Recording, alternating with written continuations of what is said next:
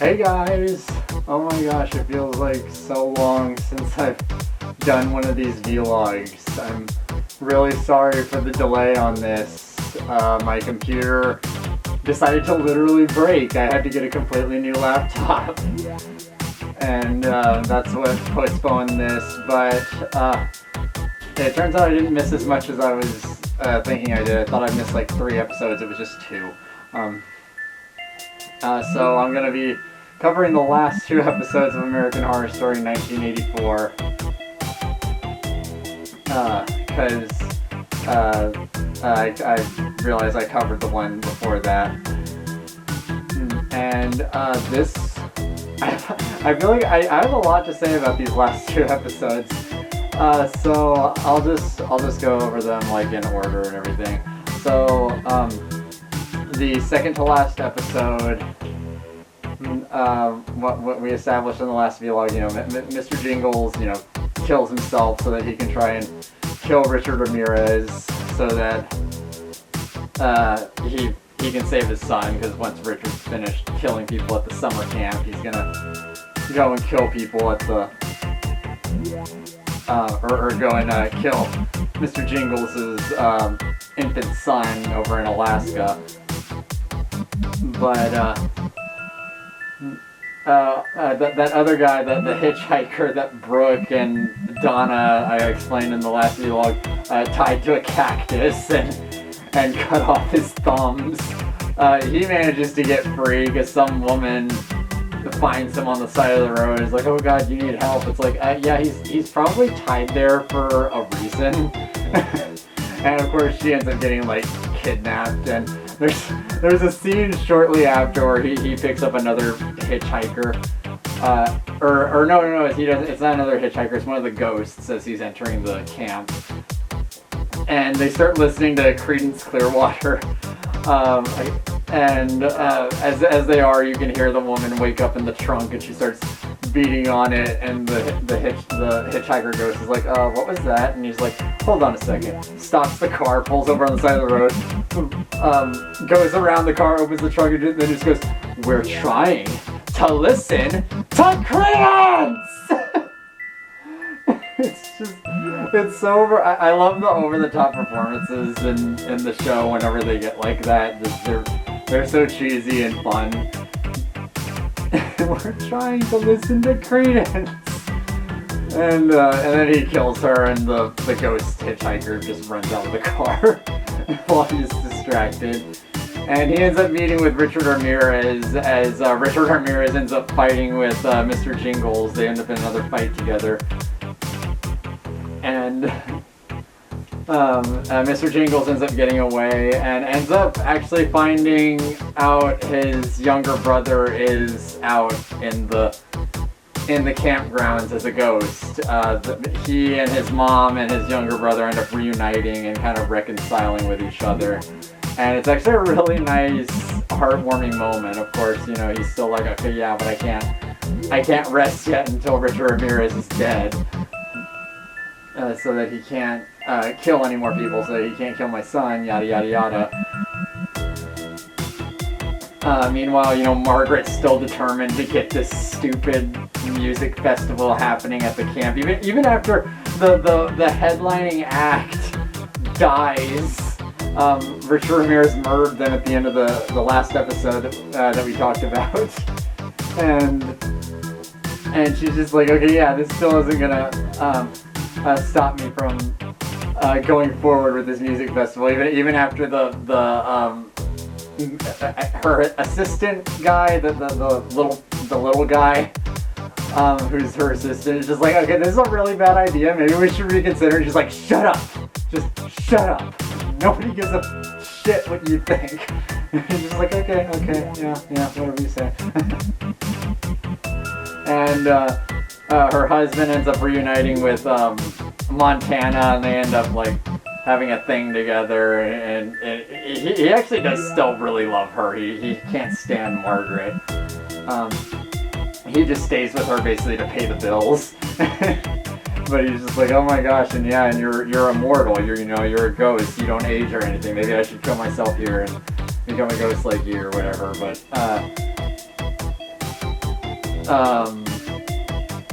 that's covering most of what happened, and then that episode ends with Margaret ends up meeting up with Richard Ramirez and the dude that's a huge fanboy of his, the hitchhiker guy without thumbs.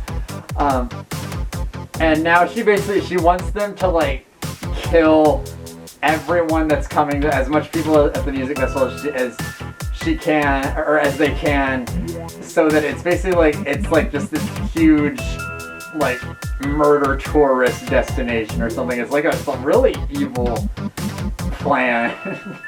And they keep like because Billy Idol's supposed to be like the main act that's playing at this music festival, and I was actually getting really excited. I was like, oh, are they gonna get Billy Idol to make a cameo in this? And he never shows up. They don't get Billy Idol. And I'm like, aw, you got Stevie Nicks and 2 seasons of this show, you can't get Billy Idol. I don't know. Maybe they couldn't figure out how to make him look like he did in the 80s. He probably has aged, you know. So that leads us into the finale, where it actually starts out where it's in present time. It's in 2019, and some guy is coming into the abandoned Camp Redwood and exploring around it, and he's clearly there for something. He ends up running into Montana, and I'm thinking, oh god, she's gonna kill another guy who's coming on there, but she just kind of interacts with him, and she's wondering like what it is that he's holding, because he's holding a smartphone, and of course she doesn't know what a smartphone is because she's from the 80s. He ends up revealing himself to be Mr. Jingles' son, obviously now an adult, and he's trying to figure out what happened to his dad. He doesn't know what happened to his dad, other than he just like walked out and just disappeared after his mom died, and he doesn't know. And so Montana ends up like telling him what happened. They end up basically having kind of a change of heart because one thing I forgot to mention in the episode before this, Richard Ramirez ends up revealing to all the other ghosts in front of Montana that he and Montana had a thing, and they're like they feel so betrayed because she basically brought that crazy psychopath there who killed like a bunch of other people, and she kind of has a little like, she starts to kind of actually gain a conscience and kind of realize, oh, maybe I've been a piece of shit this whole season. And so does Margot's husband, because I think he hears like he realizes what's going on, that like Margaret's gonna like end up like killing all these people coming to the music festival, and wants to stop her. And so he ends up like parking a bus like right in front of the camp, the entrance to the camp, and telling people, oh, there's a fire department's closing us down. There's a fire hazard. You gotta go home. Sorry, music festival's not happening. And Margaret finds this out and just she shoots him in the chest first, and then shoots him in the crotch. And oh god, like. And he's just like lying on the ground, just oh god, oh you bitch. And he's actually at the edge of the camp, so if he dies, he's not gonna come back. He won't come back as a ghost because he's at the edge of the camp. He's not on the property. And Montana's at the edge. She's like trying to get him to crawl back, and he's too weak. He can't do it. And then Brooke ends up showing up, and Montana thinks she's just gonna kill him and in front of her, just because she hates her, but she doesn't. Brooke actually like leads him to the front of the camp and lets him die there. And this pretty much like completely turns Montana. Like, you know what? Oh wow, she could have killed him right in front of me, despite because she hates me. And Brooke does make that clear. She's like, oh yeah, I still hate you, but I'm not gonna be like you. Killing him in front of you would just be like, would make me like you, and I'm not like you. And it's like, that's cool. And so yeah, Montana completely turns. It's like, okay, yeah, we have to stop all of this from happening. And they end up doing like, holy shit, what they do to Richard Ramirez is amazing. I still have my issues with that because, like I said, you know, in real life, Richard Ramirez died in prison. Like, he didn't escape from prison and then just no one ever heard about him again. But that's basically what happens here. I was wondering if he was just going to get caught by the authorities again. But they trap him in this shed. Montana leads him there, you know, pretending that she's still into him, saying that Billy Idol is in the shed and that she wants to introduce him to him, and he falls for that because he's a huge Billy Idol fan. I don't know if Richard Ramirez was a Billy Idol fan in real life or not. Maybe he was. But she leads him in there, and all the ghosts are in there, and they kill him. But he's basically like, okay, you know, like I'm just gonna come back to life just again. You know, Satan's gonna bring me back to life, and they're like, oh yeah, we know. So we're just, at least one of us is gonna stay here to kill you again when you wake up, and we're just gonna keep doing that forever and ever and ever. And they do. They basically trap him there and just contain him like something from the SCP Foundation. And just, yeah, for years and years, every time, they basically watch him in shifts. And every time he wakes up, they're ready to kill him. And it's like, that's pretty cool. And then Margaret shows up. All the ghosts start surrounding in the cabin that she's in. They're just like wanting her to come out and show herself. Brooke gets to her first and almost gets her, but then right when she stabs her, she gets shot in the stomach, and it looks like she's dead. I say looks like, we're gonna get to what happened in just a second. But as that happens, Donna's there too, of course. And the ghosts get in there and drag Margaret out, and oh my god, the way they kill her in this is just brutal.